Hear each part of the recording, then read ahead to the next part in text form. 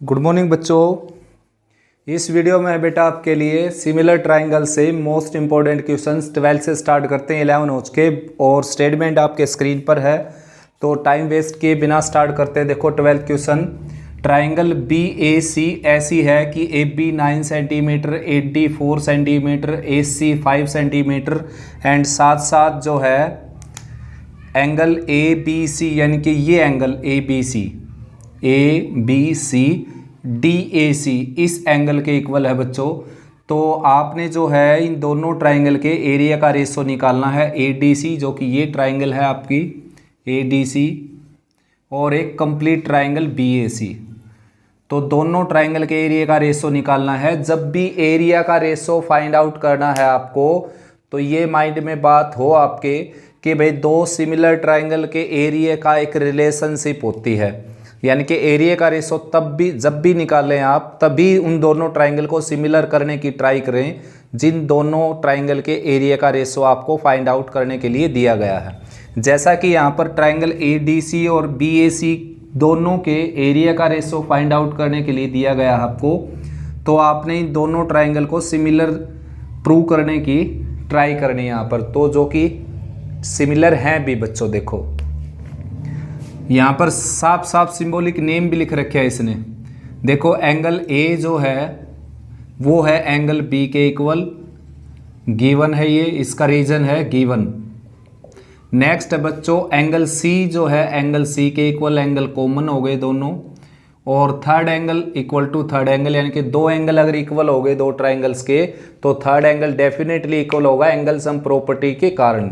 Angle sum property क्या बोलती है आपको कि ट्राइंगल के तीनों एंगल का सम क्या होता है 180।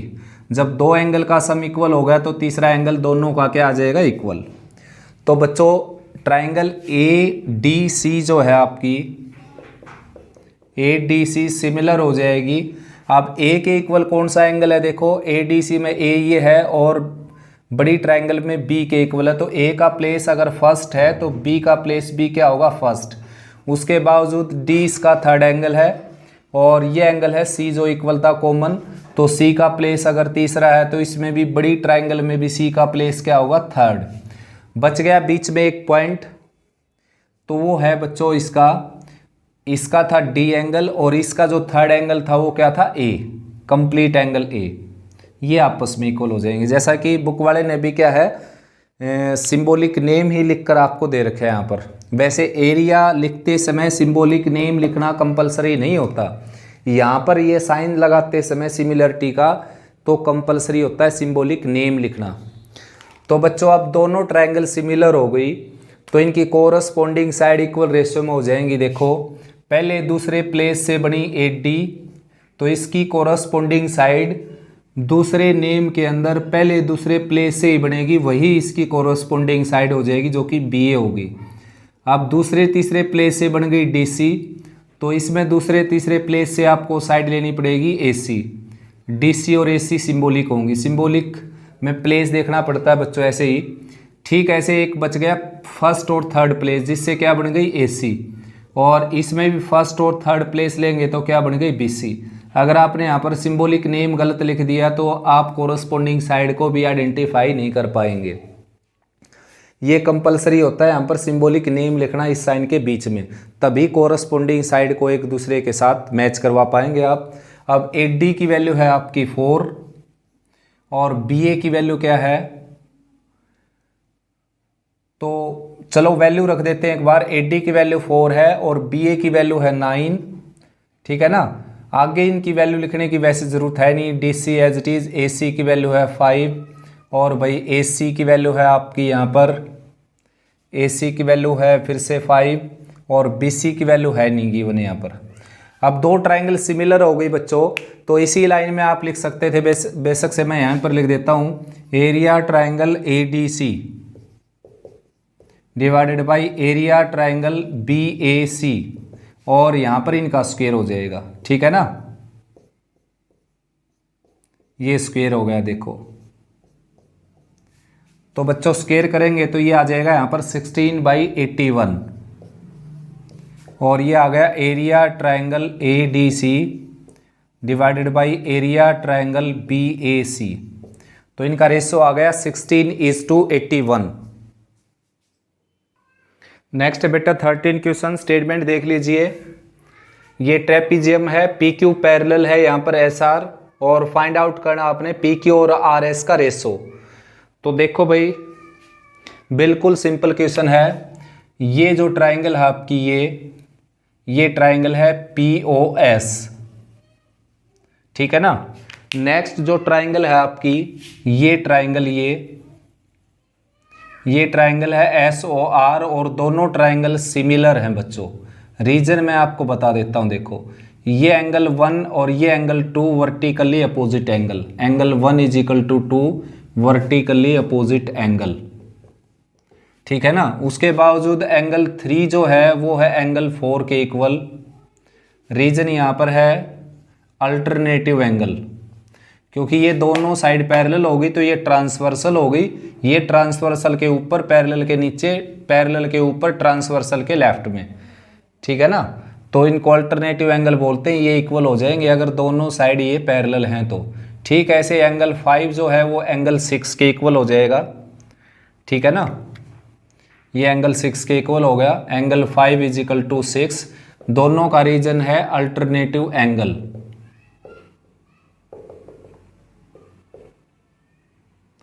तो बच्चों दोनों ट्राइंगल सिमिलर हुई तो इनकी कोरस्पॉन्डिंग साइड इक्वल रेशियो में हो जाएंगी। नेम लिख देता हूं मैं सिंबॉलिक, पी ओ क्यू। मैंने पहले ट्राइंगल का नेम लिख दिया बिन सोचे समझे।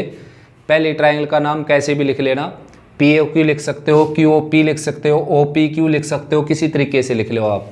लेकिन दूसरा जो नेम लिखते हैं उसमें सिंबॉलिक वर्ड यूज करना आपने, यानी कि सिंबॉलिक नेम लिखना है। वो कैसे होगा देखो, पीओ की कोरस्पॉन्डिंग साइड कौन सी, एंगल से ही पता लगा लेते हैं। देखो पी के एंगल इक्वल कौन सा है, आर।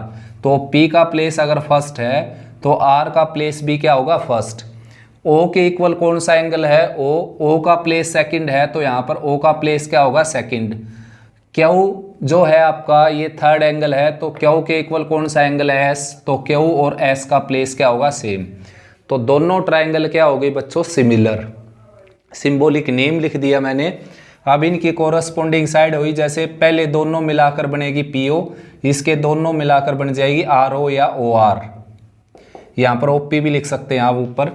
उसके बाद सीधा मैं लिख देता हूँ पी क्यू। देखो पहले तीसरे से पी क्यू बन गई और इसमें पहले तीसरे से बन गई आर एस, जिसकी आपने रेशो निकालना। तीसरा और लिख सकते हो तीसरी साइड, जो कि क्या होगी, O Q by O S.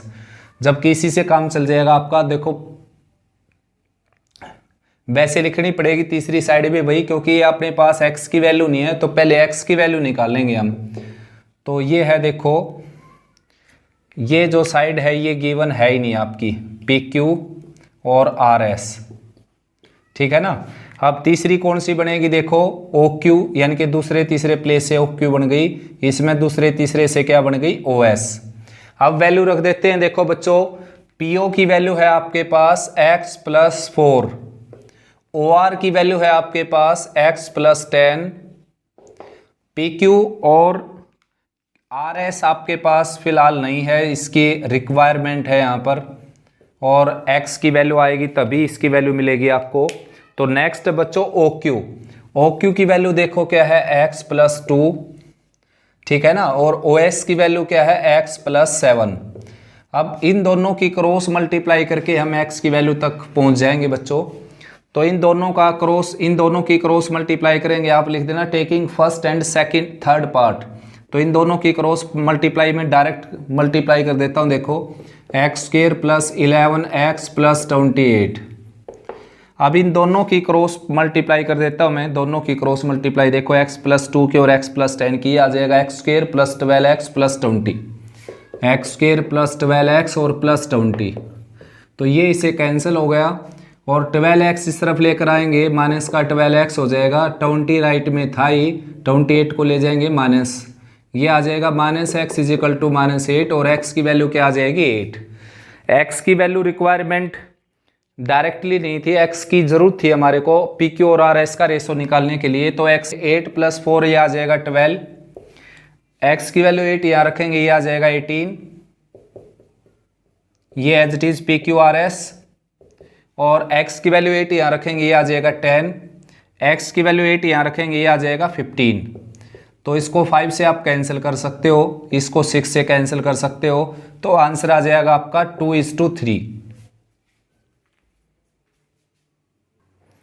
Next है भाई बच्चों 14 क्वेश्चन। देखो इससे इंटरेस्टिंग क्वेश्चन आपने देखा हो कभी? बताओ बेटा मेरे को कमेंट सेक्शन में लिखकर। इससे इंटरेस्टिंग क्वेश्चन आपको मिलेगा नहीं कहीं पर भी। देखो करना क्या है, इसमें स्टेटमेंट आप पढ़े नहीं लग रहे हो, मैं आपको पढ़कर सुना देता हूँ। In the figure given below equilateral triangle EDC surmounts square ABCD, find the angle DEB represented by x। Simple सी स्टेटमेंट है कि ये x की वैल्यू निकालनी है, जो है एंगल है DEB, और नीचे स्क्वायर है भाई, और ऊपर इक्विलेटर ट्राइंगल है। तो सबसे पहले इंटरेस्टिंग बात मैं बताऊं आपको, ये जो साइड है इसकी, ये साइड, ये साइड, ये साइड, ये साइड, ये साइड, ये साइड सारी इक्वल हैं भाई। कैसे? देखो स्क्वायर की चारों साइड इक्वल होती है, आप जानते हैं अच्छे से बेटा, स्क्वायर की चारों साइड इक्वल होती हैं। अब ये जो साइड है स्क्वायर की साइड होने के साथ साथ ऊपर वाली ट्राइंगल की भी साइड है, ट्राइंगल EDC की, और EDC के बारे में लिखा है स्टेटमेंट में, this is an equilateral triangle. ये एक इक्विलेटर ट्राइंगल है, और इक्विलेटर ट्राइंगल की प्रत्येक साइड क्या होती है? इक्वल। तो ये तीनों साइड इक्वल हो गई बच्चों। अब ये जो साइड है स्क्वायर की साइड होगी, तो ये बाकी तीनों के इक्वल भी है, तो इसका मतलब ये सारी साइड इक्वल होगी, 1 2 3 4 5 6, ठीक है ना। अब देखो बच्चों, ये दोनों साइड इक्वल होगी, तो ये दोनों एंगल क्या हो गए? इक्वल। ये दोनों एंगल देखो, ये वाला एंगल और ये वाला एंगल, क्योंकि ये आइसोसेल्स ट्राइंगल बन गई ना, इसकी दो साइड इक्वल हो गई, तो ये दोनों एंगल इक्वल हो गए। और इक्विलेटर ट्राइंगल का फंडा आप जानते हो, पूरा एंगल कितने का है? ये 60 डिग्री का। देखो ये सारा एंगल कितने का है बच्चों? 60 डिग्री। ये सारा ग्रीन वाला, तो ये 60 का है, तो ये वाला एंगल कितना बच जाएगा? 60 - x, ठीक है ना। ये एंगल बच जाएगा आपका 60 - x। मैंने बोल दिया, अगर दिखाई नहीं देता तो आपको यहाँ लिख देता हूँ। चलो ये एंगल बच गया 60 - x। तो बच्चों ये 60 - x, तो ये भी क्या हो जाएगा? 60 - x। ऐसा इसलिए है, opposite angle of two equal sides of a triangles are also equal, यानी कि दो इक्वल साइड के अपोजिट एंगल भी क्या होते हैं? इक्वल। तो ये 60 - x, ये 60 - x। देखो इंटरेस्टिंग बात इसमें क्या है, अभी बता देता हूँ मैं आपको। ये एंगल कितने का है? 90 डिग्री का, ठीक है ना। ये 90 डिग्री का है, और ये एंगल कितने का है? 60 डिग्री का। देखो ये है इंटरेस्टिंग बात, बड़े आसानी से एंगल मिल गए हमारे को ये दोनों। ये 90 का क्यों जानते हो आप? स्क्वायर है, ये स्क्वायर का प्रत्येक एंगल 90 का होता है। और ये 60 का क्यों? क्योंकि ऊपर वाली ट्राइंगल इक्विलेटरल है, और इक्विलेटर ट्राइंगल के सारे एंगल 60 के होते हैं। तो अब बच्चों क्या है कि इन तीनों एंगल का सम क्या है? 180। ये एंगल क्या है? 60 - x, प्लस ये एंगल क्या है? 60 - x, प्लस ये एंगल क्या है? 90 + 60 यानी कि 150। तो तीनों एंगल का सम क्या हो जाएगा बच्चों? 180 एंगल सम प्रॉपर्टी के कारण, ठीक है ना। और ये दोनों ऐड कर सकते हो आप, 210 हो गया, दोनों ऐड होकर 210 हो जाएगा, बल्कि प्लस 60 भी है, तो 60 60 120 हो गया, और माइनस का 2x। 150 को पहले ले जाता हूँ मैं राइट में, और उसमें से माइनस होकर 30 बच गया। अब 120 को राइट में ले जाएंगे तो -2x की वैल्यू आ जाएगी, 30 इसमें से माइनस होकर -90 आ जाएगा। ये -2 से डिवाइड करेंगे तो x की वैल्यू आ जाएगी आपकी 45 डिग्री, ठीक है ना। तो x की वैल्यू 45 आ गई, तो ये एंगल आपका आ गया 45 डिग्री। और ये अगर आपने निकालना है, ये 15 का, ये 15 का। बड़ा आसान क्वेश्चन था, बहुत ही इंटरेस्टिंग क्वेश्चन था।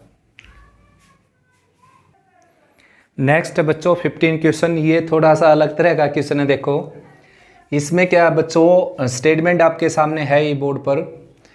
तो भाई एक ट्राइंगल है जिसका पेरीमीटर है 14, ठीक है ना। और आपने बतानी है कि साथ साथ ये लिखा है कि उस ट्राइंगल की जो साइड है वो क्या है? इंटीजर, मतलब कंप्लीट नंबर। ऐसे डेसिमल में साइड नहीं है, जैसे 4.1 हो गई, 1.5 हो गई, कंप्लीट नंबर है, जैसे 1 2 3 4 5 6 एंड सो ऑन, ठीक है ना। इंटीजर माइनस में तो होंगे, वैसे तो इंटीजर माइनस के भी होते हैं, जीरो भी होता है, लेकिन साइड जीरो नहीं हो सकती और ना ही माइनस की हो सकती, यानी कि नेचुरल नंबर में समझो आप, नेचुरल नंबर में उसकी साइड है। और इस तरह की कितनी ट्रायंगल बन सकती हैं अलग अलग, ये आपने बताना है।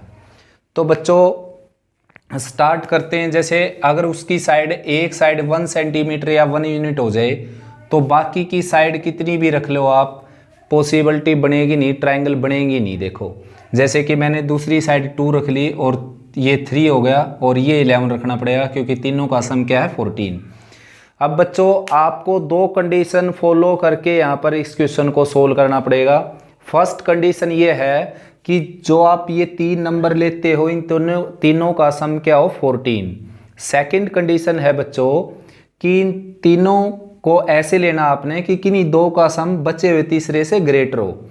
ये ट्रायंगल की कंडीशन होती है, ट्रायंगल फॉर्मेशन की कंडीशन होती है। ये ट्रायंगल के अंदर जो साइड होती हैं उनमें प्रत्येक दो का सम बची हुई तीसरी से बड़ा होता है। जैसे कि इन दोनों का सम 13 हो गया जो कि 1 से बड़ा है, इन दोनों का सम 12 हो गया जो कि 2 से बड़ा है, लेकिन इन दोनों का सम क्या हो गया 3 हो गया जो कि 11 से छोटा है। इक्वल भी ना हो, बड़ा होना चाहिए, ठीक है ना। जैसे कि ये है 4, 3 और 7, इन दोनों का सम कितना हो गया 7 जो कि इसके इक्वल हो गया। तो ये साइड लेकर भी ट्रायंगल नहीं बन सकती। तो दो कंडीशन फॉलो करनी है आपने, तीनों साइड का सम कितना हो 14 हो, साथ में प्रत्येक दो साइड का सम बची हुई तीसरी से बड़ा हो। तो 1 इसकी साइड कभी नहीं हो सकती। आप यहाँ पर कुछ भी ले लीजिए, 3 लेंगे 10 लेना पड़ेगा, यहाँ पर 4 लेंगे तो यहाँ पर आपको 9 लेना पड़ेगा। तो कुछ भी लेकर आप 1 के साथ मतलब कोई भी दो साइड लेकर ट्रायंगल बना ही नहीं सकते। 2 के साथ भी नहीं बना सकते बच्चों। 2 के साथ जैसे आप बना सकते हो, 2 1 के साथ नहीं बना सकते, 2 3 के साथ नहीं बना सकते, 2 4 के साथ नहीं बना सकते बच्चों, ठीक है ना। क्योंकि 2 4 लेंगे तो बाकी का क्या लेना पड़ेगा आपको, 6 हो गया, ये 8 लेना पड़ेगा देखो 14 बनाने के लिए। अब इन दोनों का सम इसके इक्वल आ गया। देखो अगर मैं यहाँ पर 5 ले लूँ, जैसे 2 5 ले लेता हूँ तो 7 हो गया, ये 7, ये इक्वल आ गया। देखो तीनों का सम तो 14 हो जाएगा, बार बार हो जाएगा 14 सम आप लेंगे तो, लेकिन किन्हीं दो का सम बची हुई तीसरी से बड़ा होना चाहिए बच्चों। तो इन दोनों का सम बची हुई तीसरी के इक्वल हो गया तो ट्रायंगल नहीं बनेगी। तो बच्चों 2 और 6 पर बात बनेगी आपकी। 2 और 6 का सम क्या हो गया 8 और ये 6 लेना पड़ेगा आपको। अब देखो इन दोनों का सम क्या हो गया 8 जो कि 6 से बड़ा है, इन दोनों का सम क्या हो गया 12 जो कि 2 से बड़ा है, इन दोनों का सम क्या हो गया 8 जो कि इससे बड़ा है। तो यानी कि ट्रायंगल बन जाएगी ये साइड लेकर।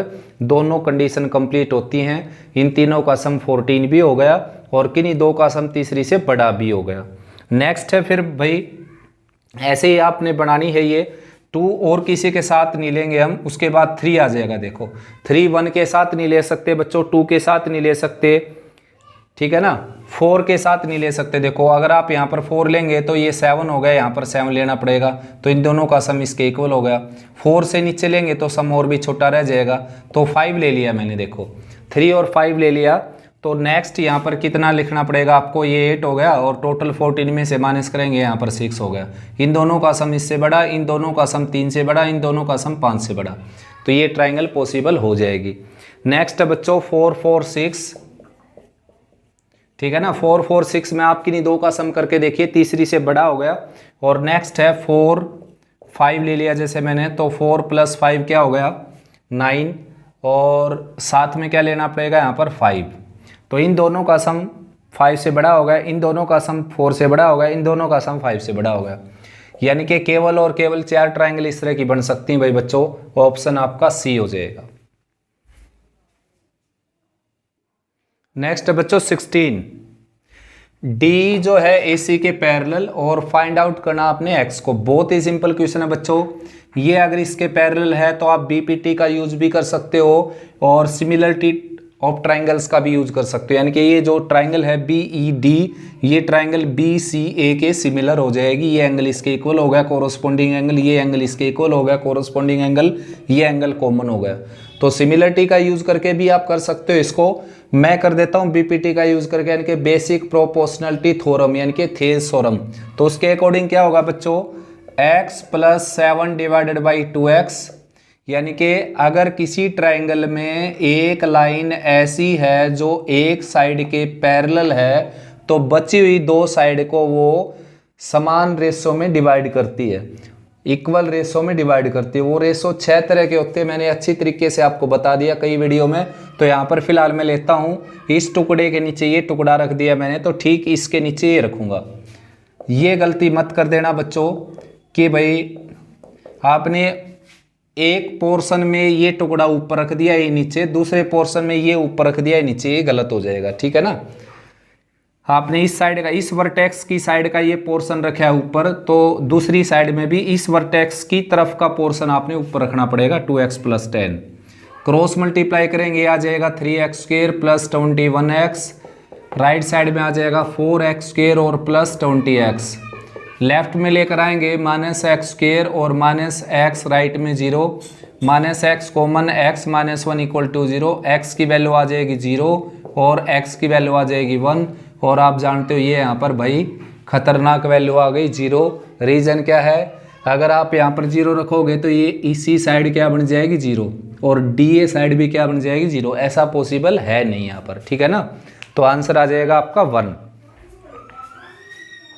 नेक्स्ट है बच्चों 17 क्वेश्चन। और बहुत सारे रास्ते हैं भाई एंगल OAB तक पहुंचने के लिए। ये है एंगल OAB जिसकी रिक्वायरमेंट है यहाँ पर, ठीक है ना। बाकी आपके सामने है ही। और DC जो है वो AB के पैरेलल भी दे रखी है। स्टेटमेंट में अगर देखें हम तो भाई पैरेलल नहीं दे रखी बच्चों। गिवन में जो है ट्रायंगल ODC सिमिलर दे रखी है ट्रायंगल OBA के।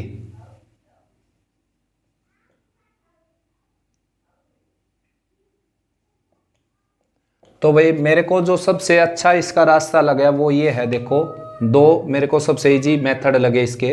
पहला मेथड ये है कि आप जानते हो किसी ट्रायंगल में जो है, किसी भी ट्रायंगल में बच्चों एक्सटीरियर एंगल जो होता है वो opposite to opposite interior angle के सम के इक्वल होता है।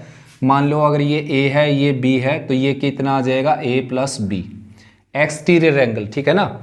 ये एक्सटीरियर एंगल नहीं होता बच्चों इस तरह, ये एक्सटीरियर नहीं होता, इस साइड को इसी डायरेक्शन में प्रोड्यूस किया जाएगा, ठीक है ना। ऊपर वाले एक्सटीरियर एंगल की बात करूं अगर मैं, कौन सा एक्सटीरियर होगा इसका, तो ये हो जाएगा। देखो आप इसको बढ़ाओगे तो ये भी हो जाएगा इन दोनों के सम के इक्वल। तो मैंने ये साइड सीधी बढ़ा दी तो ये एंगल इन दोनों के सम के इक्वल हो जाएगा अंदर वालों के। और इसको ही बढ़ा सकते हो आप, इसको ही बढ़ा सकते हो सीधी, ये एंगल जो है इन दोनों के सम के इक्वल हो जाएगा। तो यहाँ पर हम बात करें इस ट्रायंगल OAB की, देखो ये जो 115 डिग्री का एंगल है ये इन दोनों के सम के इक्वल हो गया। अब ये 80 है तो 80 में से इसको 115 में से 80 माइनस करेंगे, देखो ये आ जाएगा आपका 35। तो ये एंगल आ गया बच्चों 35। एक मेथड ये हो गया इसका। सेकंड मेथड ये है कि लीनियर पेयर आप जानते हो ये क्या होता है, इन दोनों एंगल का सम क्या होगा बच्चों 180। तो ये 115 का हो गया तो 180 में से 115 माइनस करेंगे हम तो ये आ जाएगा आपका 65। देखो 10 - 5 5, 7 - 1 6, तो ये 65 का आ गया। इन दोनों का सम अगर हम करें तो ये आ जाएगा 145। तो ट्रायंगल के तीनों एंगल का सम क्या होता है 180, 180 में से माइनस करोगे 35 का आ जाएगा।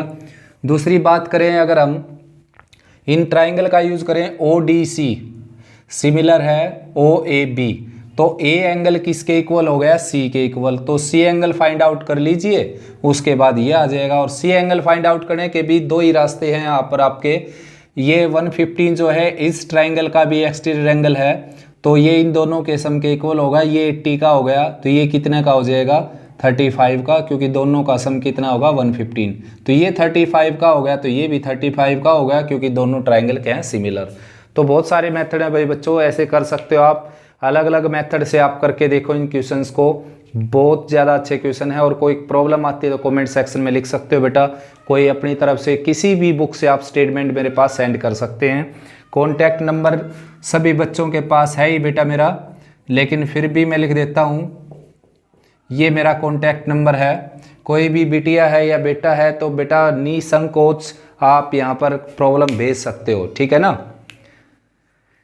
मैं ट्राई करता हूँ आपको अच्छे से समझाने की। फिर भी अगर किसी इम्प्रूवमेंट की ज़रूरत है बेटा तो आप ये भी कमेंट सेक्शन में लिख सकते हो।